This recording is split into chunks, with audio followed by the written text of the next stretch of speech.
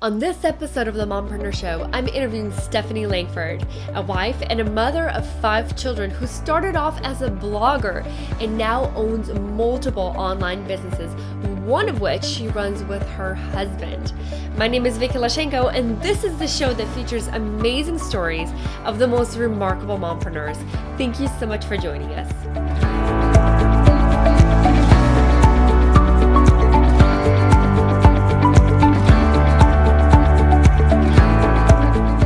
Stephanie, welcome to the show. Thank you, Vicky, for having me. I'm so glad to be here. Absolutely. Let's start off with your story. How did you get started and how did you come where you are today? Well, I started blogging back in the dark ages, almost 9 years ago.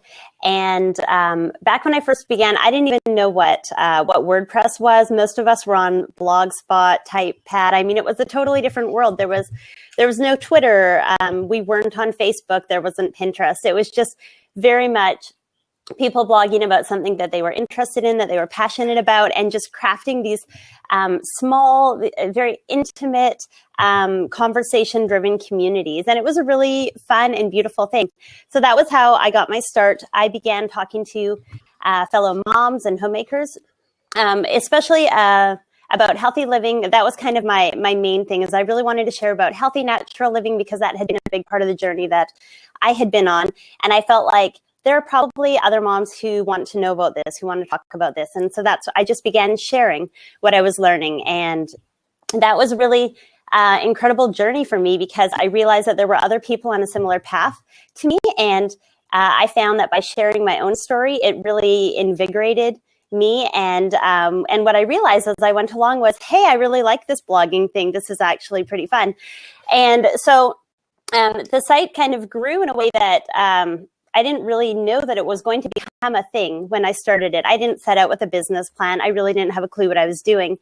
But as I saw that other women were connecting with what we were talking about, I realized, I think I could pour a bit more into this. And so I kind of kept going, kept pushing, and the blog began to grow. And so as my husband, he'd had a dream for a long time to become an entrepreneur.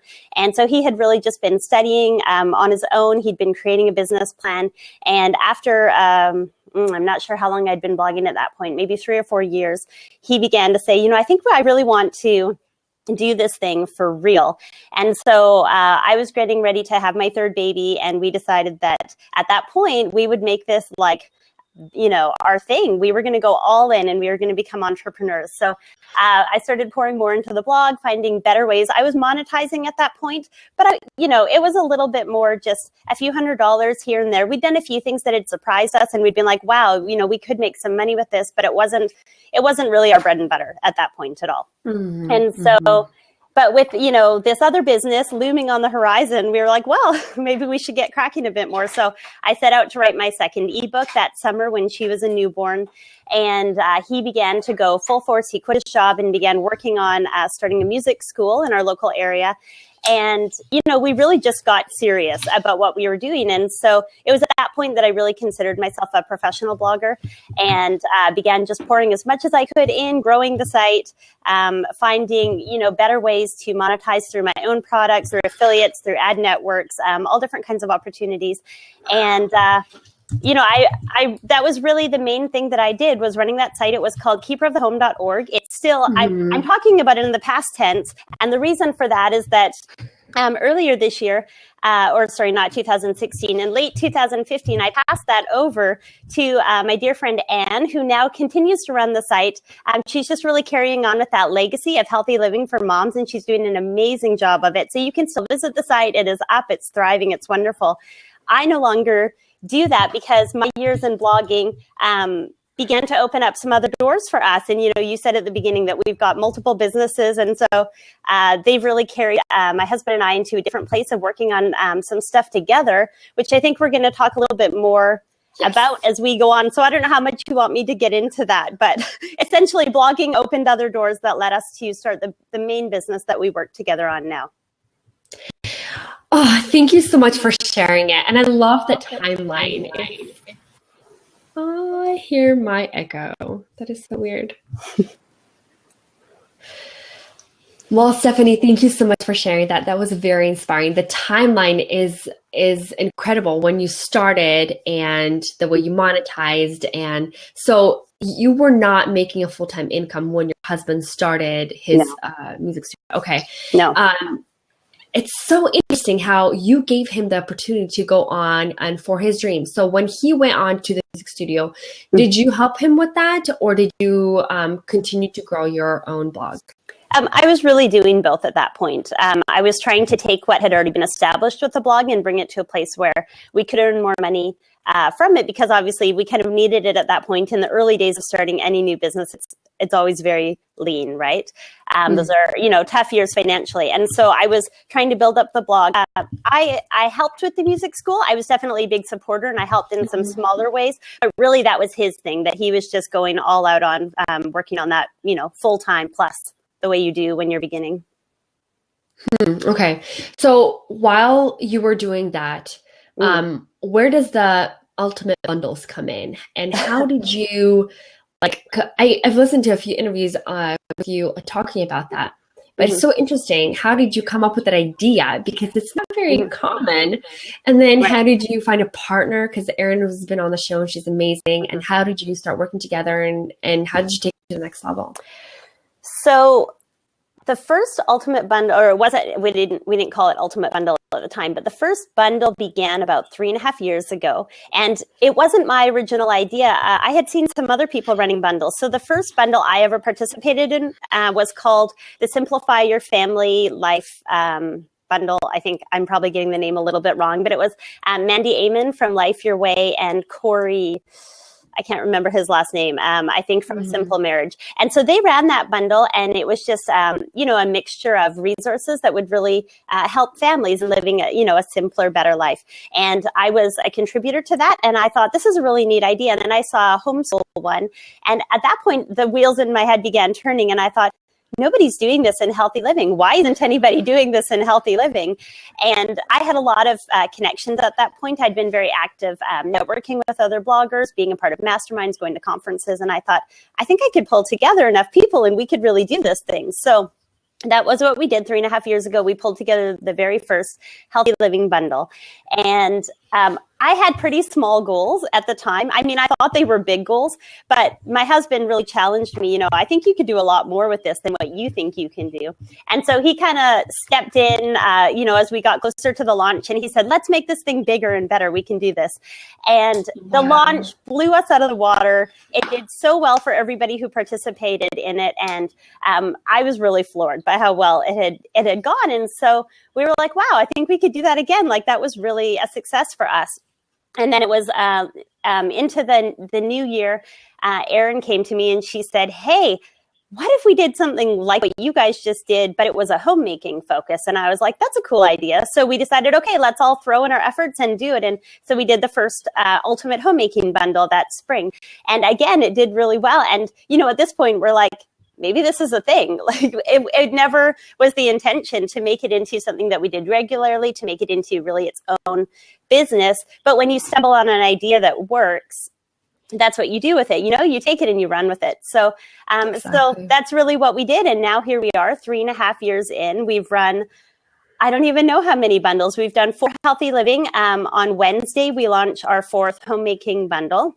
And we've done a bunch of other bundles in the meantime, a digital photography, a DIY, a Christian living. And we've got more bundles planned for the rest of this year other than the homemaking and healthy living. So that's really become our full-time gig. My husband and I, we work together to run that with an amazing team of other people. And it's been a really, really cool ride. Thank you so much for sharing that. But can you tell us how does it even work? Like, how does a person contribute their stuff, and then how does it all work? Okay, so the basic bundle model is that we connect with bloggers and authors who have different kinds of digital products. So usually that's an ebook, but sometimes it's an e-course. It could be a printable pack, something like that, but it's digital. And They agree with us. They sign a contract saying that everybody's going to pool all of their resources together for this. Usually it's a 6-day period that we sell it for. And sometimes we'll run what we call a flash sale. So another bundle for just a couple of days, like 3 months later or something. But typically they're committing for about a 1-week period. Everybody pools the resources. Our team's job is to create this package, this full event. So we create a website and a sales page for it. We create marketing materials. We set it all up in the back end so that it's very smooth and easy for the customers to go through the checkout process and to access all of the resources, to download the ebooks and get into the e-courses. And so then we market it as this thing we call a bundle. And rather than, $1,000, $1,500, $2,000, whatever it's actually worth, we typically sell them for about $30. So it's an amazing discount. It's about 97% off for most of our bundles. And so we really see it as this win-win opportunity for everybody, because the customers are getting this package that's just all this crazy value. They could never, get all of these things individually. The bloggers and the authors who are contributing have the opportunity to sell this really exciting package, and they earn a very, very high commission on it for everyone that they sell. And so they're very motivated. They're very excited. The bundles sell really well. And so that's how they're able to make their money. And then our team keeps a portion of it so that we can cover our team's expenses as well. So that's kind of how the bundle model works in a nutshell. Very interesting. And so the person who's bundled, like let's, for example, I have a bundle where I contributed a product to you, and I am obligated now to spread the word about the bundle, right? And then is there and how is the process with the affiliates and then the money separation? Could you share that? Sorry, it's so technical, but I'm so curious. That's okay. So if you are an author or what we call a contributor, somebody who's putting a resource into the bundle, then you earn a higher percentage than affiliates. So we do have other affiliates who promote it. And what we do with the difference in the commission structure between the contributors and the affiliates, all that extra percentage actually gets put into a pool and then split up among the contributors at the end. So the idea is that the contributors are really being rewarded as much as possible for the fact that they put the resources in it. Really, without them, we could never pull off these bundles. So we're we really want to respect the work of our contributors. So basically, the way that it would work for you as a contributor is you would get onto your blog, your platform, your email list, whatever it is that you have, and you're going to share about that bundle, and then you're going to make a percentage commission off of everyone that you've sold. So it's all set up through affiliate links. You've got your cookies in there. When your readers, your followers go through and make a purchase, that's how you get paid. Very interesting. That's such an interesting business model. And then I can only imagine how much work it takes to do at the back end. Yeah, it takes us quite a few months to prepare for an event. It is a huge ordeal. And it may seem like it generally goes pretty smooth on the front end, but there's a lot of preparation and careful thinking and planning how all the technical things are going to work on the back end, a lot of testing.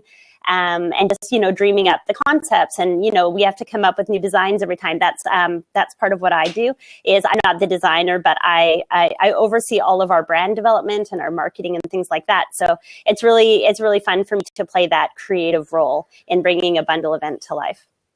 That's incredible. That sounds like so much fun. Yeah. And being the creator, you do have the right to be just like, okay, everyone, do your work. I'm going to be the overseer and I'm going to be the manager. But I'm sure that's not what it was like in the beginning. Oh, in the beginning, it was us doing everything all hours of the night. But, over time, the way that you grow a business, if you're smart about it, is that you begin to hire people who are smarter than you at doing different things. So we've got an amazing tech engineer. We have a wonderful graphic designer. We have a customer happiness expert, and she's just so amazing at dealing with all of our customers' concerns and helping them out. We have our director of strategic relations is actually Mandy from the very first bundle that I was ever a part of. She works with us now, and she's an incredible asset to our team. She manages all of our recruitment and working with our affiliates, and she's just so good at those partnerships. So, it really makes a team full of strong players to pull things like this off to high quality, something that we're really proud and excited to do. That's incredible. Good for you, Stephanie. You're an amazing entrepreneur and such a great example for us. It really, truly. Let's go back a little bit and talk a little bit about the Humble Homemaker. And by meaning back, I didn't really mean back, but current state of the Humble Homemaker. How did you decide that you want to pass it on, and how did the transition go? Like, how did you announce it? Like, can you share this? Oh, I think you're talking about Keeper of the Home, Humble Homemaker. The keeper. I'm so sorry. The Keeper of the Home. Yes, yes, yes. Mm-hmm. Yeah. So the way that it was about a 2-year process of deciding what we were going to do with that. I'd been running the blog for a long time, and I knew that I was beginning to have other areas of interest, other things I wanted to be able to do. And as much as I loved it, I just began to feel really in my heart that it was the right thing to move on with that. So, so we just began to, put the word out there kind of quietly, slowly, and talk to people and look for options and really just consider what is the next step for this? What is this going to look like? And it took us, it's probably about an 8-month process. But eventually we actually ended up passing it over to our friends, Anne and Mark Tim. They're the ones who are now running it. And, they're so similar to us in so many ways. It's actually just been such a blessing because, Anne is she's a crunchy mom of 6 kids. And when she and I get together, we've hung out, multiple times in person, and Anne is a really good friend. And I just love that there are so many areas of shared values and shared vision. And so the way that we worked it out once before we did the official Passovers, I just began to have meetings with Anne, and we began to talk about all the logistics of what it was going to look like to pass the blog over to her. She had not been a blogger before, so she definitely had the passion and the ideas and the content to share, but she didn't actually know the ins and outs of running a blog yet. So that's really been the biggest, challenge, I think, for both of us, is me learning, how do I pass this over? How do I communicate these things? How do we make good systems that, that can go over to somebody else and make it a smooth transition? And then for her, just learning all the ins and outs of blogging, which I think she's done a really great job. It's a lot to jump into a big blog that has so many moving pieces and to have to do all of that. But we've announced it on the blog. We actually got together. We made a video. We shared with everybody, just our vision and our heart for what was going to happen. And I introduced them to Anne, and I think it's gone really well. I still write for the site. She and I are still in touch every week. And it's just been an amazing transition all the way along. That's incredible, to be able to pass something on to your friend like that. Yeah. Now, do you still get recurring revenue from it? Because I can imagine it was a great income source for you. Right, it was. And no, at this point, I don't get anything from it anymore. Okay, wow, that's what a sweet friend you are. That's amazing. So how did you come to that decision? Because so many moms, and I've actually recently dealt with this too, is that we're expected to do certain things in business and in life general. And a lot of times we do things because of the expectations of others. And we end up stuck with things that we don't necessarily enjoy or have time for, or have the passion for anymore. And so how did you go on through this transition without thinking like, oh, but I'm switching again, I'm moving, to something else again, or like, what will people think? How did you process all that maybe negative backtalk, if you had any? With a lot of tears and long conversations with my friends and my husband. You know what? It was a hard thing to let go of, because when you do something like that for so long, especially when you create a business, you build it up from scratch, it actually begins to become a little part of your identity. And letting go the decision even took me a long time to feel sure that this was really, really the right thing. But you know when something is the right thing, like you feel it deep down. It comes back to you again and again. You think about it, and like your pulse races, and you think like, I know this is what I'm supposed to do. And that was often how I felt when I would process the decision. But that doesn't mean it was easy. It was hard to let go of. It was hard to finally pass it over and say, like, this isn't actually mine anymore. My husband said at one point I was still using a lot of me, my, I language when I referred to the blog. And he said, it's actually yours anymore. And I was like, oh, you're right. Like, I'm still talking about it like it's my thing. And at some point I had to just open up my hands and give it up. And there was definitely a grieving in that, because it was something I had loved. It was my baby. It was the first business I ever built. I loved the community there. I loved writing for the site, and I will always love it.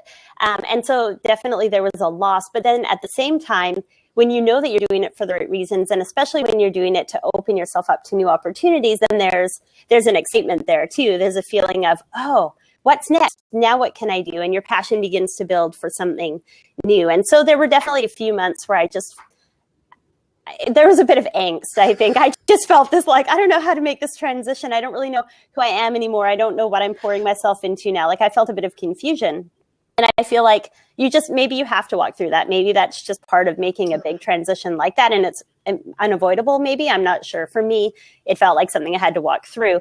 But as I push through it now, I feel really excited about the new things that I'm doing. And I feel I don't feel a sadness anymore when I look back. When I look at the site and when I talk to Anne about it, I feel, oh, I'm so excited for her and where she's going with it. I feel like I made a great decision and it's in good hands. And now look at the things I'm able to do. So I've really come to peace about it. Wow. Saying no to certain things really makes room for things to say yes to, for really important things. Yeah. Really interesting. Now, when you did that, when you passed your blog on to your friend, what did you focus on? What did you begin to focus on after that? Well, so I had a baby back in June. He's 10 months old now.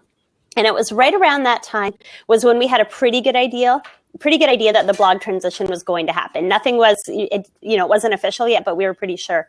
And at that time, I took a retreat and went away to kind of consider what am I going to do next? And I had been working together with my husband on, doing the bundles for quite a number of years. But he had really developed a bigger vision for it, bigger than what I had. He wanted to not just do the ones we'd been doing, but he wanted to do more. He wanted to go out into new niches. He just really wanted to grow and develop it. So he had already begun doing that during that past year.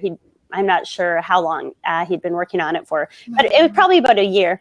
He'd begun building it up a little. I hadn't been very involved in that process, only in the bundles that I typically had been in, the healthy living and the homemaking. And so when I did that retreat, I came back and I really felt like, I think I could do this. I think I could jump in and take on a bigger role. And so it was at that point that I decided to really go all in with him, and we would do this as a joint thing. So that was when I became the director of brand development and became a regular part of the administrative team for all of the bundles. So now I'm involved in every project. We really talk about it all. So it's really interesting because for so many years, we really ran our businesses kind of like side by side, but there was a little bit of overlap when we would work on a bundle project. But on our day-to-day, I was really focusing on the blog. He was really on the music school, and we just kind of came together here and there. But when I made that decision, really, we became partners in the true sense of the word. We're working together all the time. Our offices are 2 feet from each other, and we turn around and talk about something for the business constantly. We're on team meetings together all the time. And that's been really cool to be able to pour into that. So my roles have changed a lot, but that's really my biggest focus. And then I have a small focus off to the side. I haven't been able to spend as much time on it this year as I want, but I also do have another blog. I still have, a foot in the door of that blogging world. I'm not quite ready to leave it because I still love it and I love writing. And so we have a blog that we write on together. It's called EntreFamily, as in like entrepreneurial family. EntreFamily.com. And so we write together a little bit there, and we do a podcast together. And I have a travel book that I am slowly working on writing about family travels. So I have a few other little things going on, but the bundles are my main thing right now.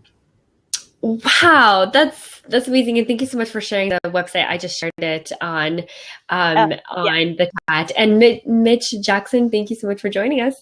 All right, so let's go back a little bit and talk about how you and your husband work together side by side, 2 feet away from each other. How does that work? Because not many women can do that. Yeah, there's a learning curve to it for sure. We did a podcast a little while back about how to work with your spouse and, not go insane or something like that. I don't remember what the title of it was. But a lot of people, when they talk to us and they find out that we work together, they're like, I couldn't work with my spouse. I mean, we would just kill each other.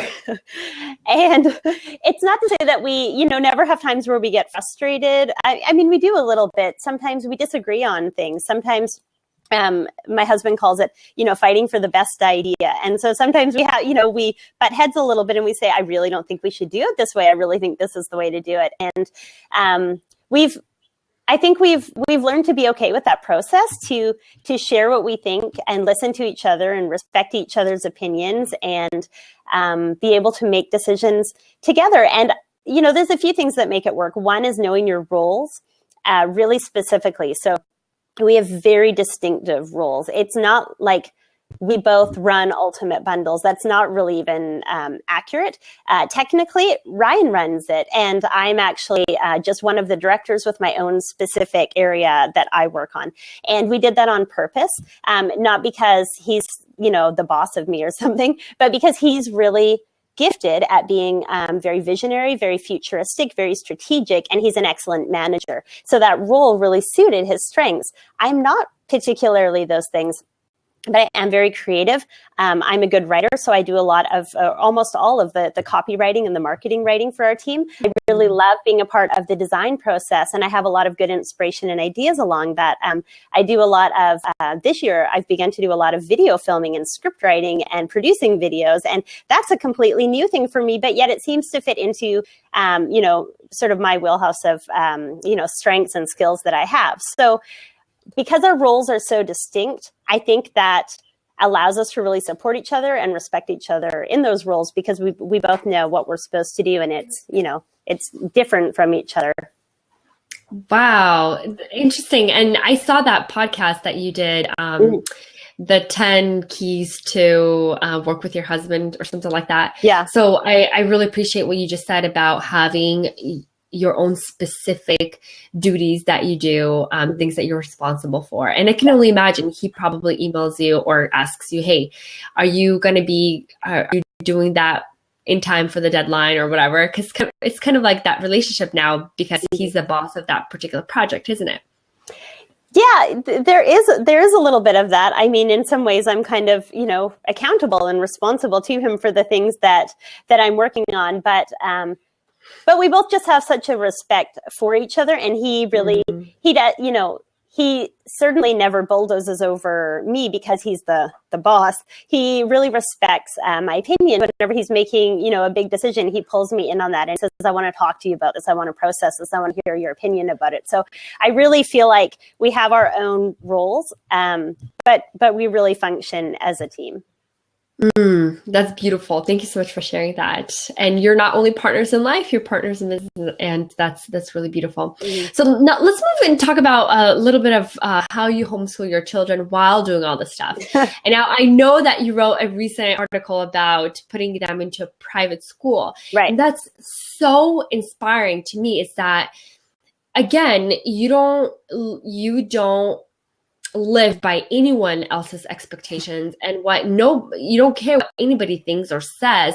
It's really what's best for your family. And that really inspired me. So I would love to share, you've homeschooled for a very long time, and then decided to go the private school route, and then you're planning to go back. So please do share. Well, you make it sound like a good thing for us to be these kind of rebellious, unconventional people who just do whatever we feel like doing. Hey, you are part of the World Domination Summit gang, so. Right. So we'd been homeschooling for about 7.5 years, ever since our oldest was a preschooler. And I loved it. We both love homeschooling. It definitely feels like that's really where our values lie. We don't believe that homeschooling is necessarily the right thing for everybody, but for our family, it definitely has been the right thing. And we really love the freedoms that it gives us. We love the way that we're able to be really specific and intentional about the way that we educate our children. And so homeschooling is just something so dear to us. But there are also times when, as an entrepreneur and as a homeschooler, but really, I think just as a mom in general, we have to be realistic with what we're able to do. We have to consider the expectation that we're putting on ourselves, and whether we're thriving under those things, whether our family is thriving. And I think there are times when you have to just reassess and say, right now, this isn't working, and not be so rigid, in your beliefs or in what you're doing, that you can't be willing to flex a little bit and say, right now, this isn't the season for us to keep homeschooling. In fact, I needed a break. We just had our 5th baby, and we thought, oh, we can do it. We can keep homeschooling this year, even with a new baby, even with all the business changes that we're making right now. It'll be fine.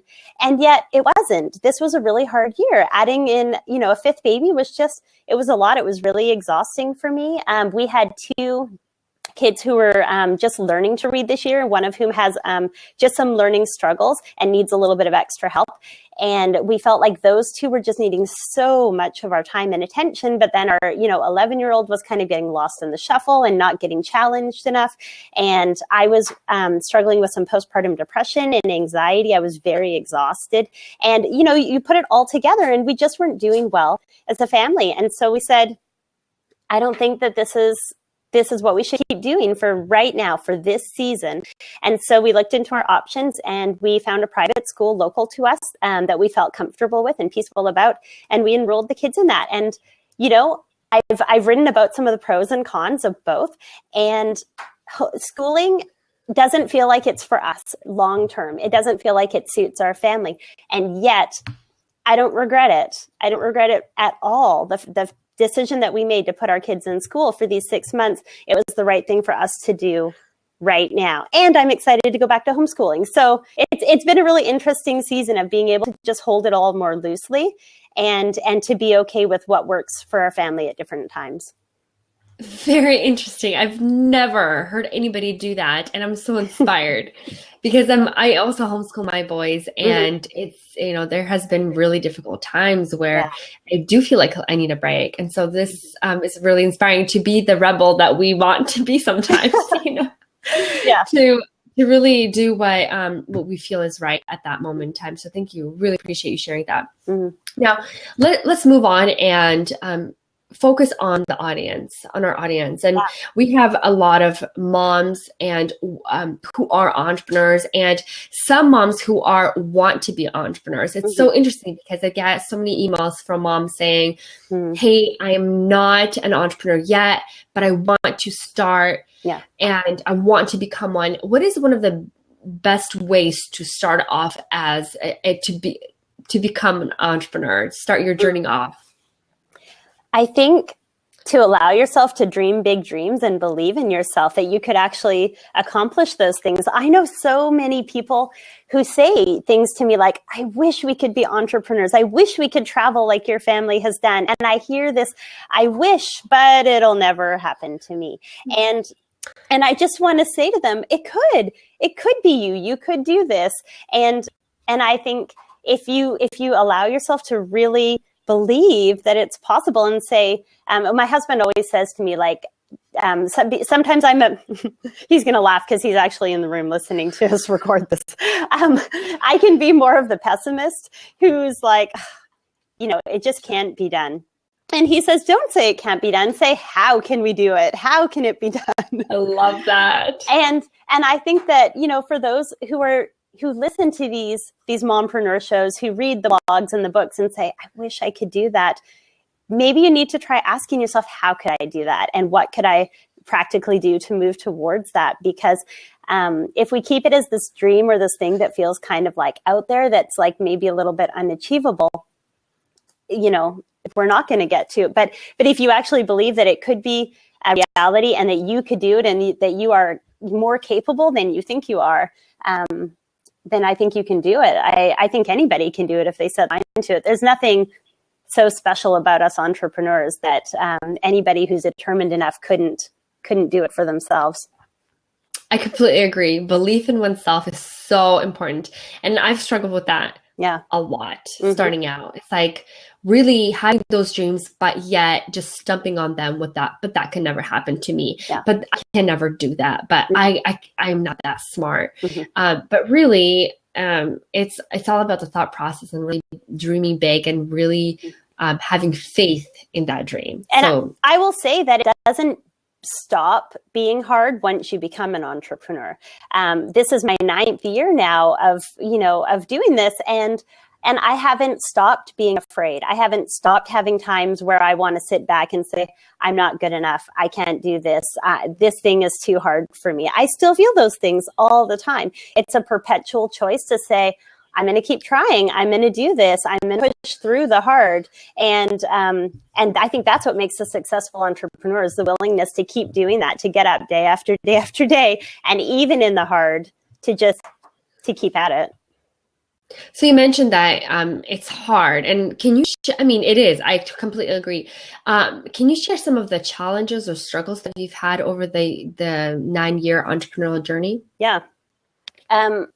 One of the struggles I mentioned briefly is I've dealt with some depression and anxiety this year. That was a bit more of a postpartum thing, but I have experienced a lot of burnout, physical burnout, just mental, emotional burnout, because when we are balancing being a mom and being an entrepreneur, and then, some of us throwing, homeschooling in the mix, it's just a lot. It's a lot for any one person to do. There's always so many things that are vying for our attention. And I have had so many blogging friends over the years who have also gone through really hard seasons of burnout. And I think it's common for us to think that we can do more than we really can, or to put too much on ourselves in particular seasons, to have too high of expectations, and to not take good enough care of ourselves. Often we're dreamers and we have these big ideas, but sometimes our big ideas can be our demise a little bit, because we want to do so many things and we want to do them all really well, that we overextend ourselves. So that's definitely been a challenge of mine over the years. And it's still, I think, I don't know, I'll probably struggle with it for maybe as long as I'm an entrepreneur. I'm not really sure, but at least I've learned to recognize the symptoms of burnout, to see it a little bit earlier, and I'm learning to give myself permission to do things to address that burnout. So how do you get out of it?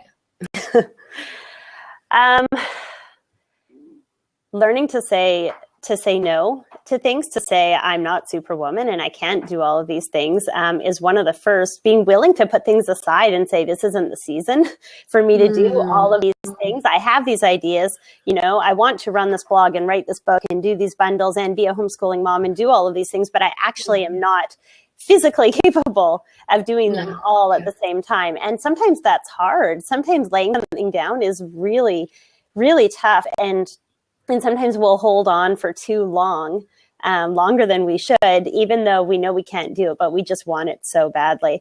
I've had to learn to just take better care of myself physically. I already eat really well. That's not an issue for me. I've been interested in health for a long time. But I do notice that when I'm in a stressful season, I begin to I have too much coffee. I begin to kind of medicate with food a little bit, do a bit more comfort eating, and not eat as well as I should, just not being careful enough. I'll get more not lethargic, more like stationary. Like I'll be stuck more working on the couch, working at my desk, and not getting up and getting outdoors and getting that fresh air and getting that exercise that I need to really stay healthy, getting the sunshine, or even just getting so wrapped up in what I'm doing that I stop enjoying the moments in my life that make it beautiful. And this is really interesting thing that I've noticed about myself. You can tell by my social media presence, and I don't have a big social media presence because I'm not really a huge fan of it, but I do like Instagram, and I tend to post my stuff over to Facebook as well. But you can tell when I'm quiet on social media, it means I'm so stressed out that I'm not pausing to capture the moments of my life, because Instagram is my favorite choice. So when I'm not stopping to take that photo of, like this morning, you saw me take a photo of my little boys, like throwing tissues all over our office.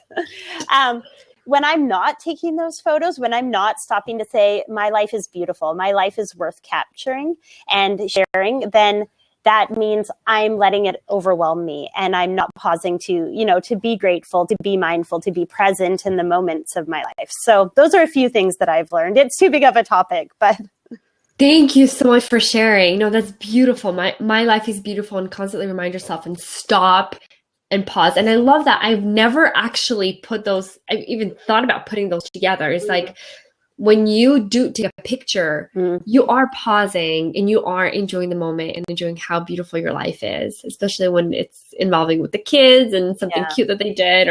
So thank you so much for sharing that, Stephanie. That's beautiful. And Stephanie, thank you again so much. This is really inspiring. And the last thing that I want to ask you is that what are some of your favorite online tools that you use? I know that might be way off topic since we're talking more about balance but we as entrepreneurs, we really strive to make our life easier, more streamlined. And so I would love if you could share some of the tools that you use to structure or make your business or to make your life easier.